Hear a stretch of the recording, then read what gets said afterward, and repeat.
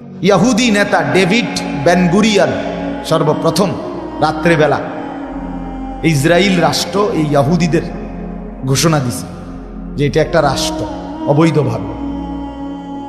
সেই থেকে মুসলমান এই দাবি মানে নাই, যেটা আমাদের অঞ্চল ফিলিস্তিন মুসলমানের এলাকা।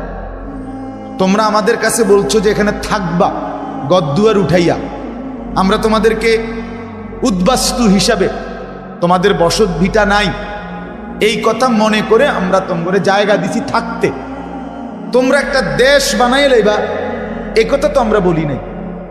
সেই থেকে মুসলমান ফিলিস্তিন এবং তার পার্শ্ববর্তী মুসলমানরা লেবানন, সিরিয়া, মিশর, জর্ডান, এই বর্ডারের পাশে যেই মুসলমান তারা যুদ্ধ করতেছে।